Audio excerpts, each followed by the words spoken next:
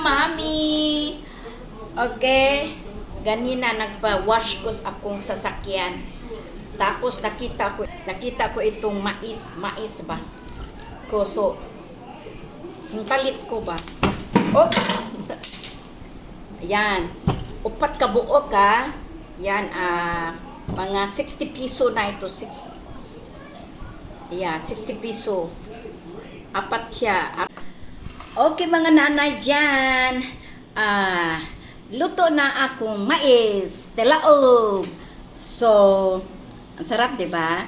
At saka ito naman, sabaw sa tilaog.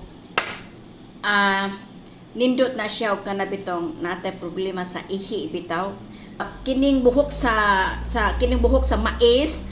Kanya ilaga mo yang ganyan. Yan, ito masarap yan. Yung sabaw ng tilaog, masarap yan. Maganda yan. Okay. Tamis. At saka, ito na. Yan ang tilaog ko. Okay, upo na tayo. Kain na. Kain na tayo. Kain na.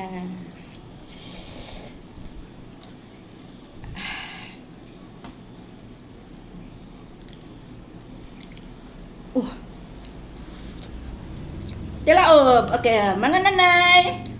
Kaon na tayo, mga tilaob. Di ako lang mag-isa eh. Ako lang isa dari. Muna magkaon ko tilaob. Init. Thank you guys. Sarap talaga ng tilaob, no? Kanang adto ta sa bukid, no? Daghang mais dito. Sa bukid daghang mais ng tilaob. Okay. So, kaon na ta tilaob.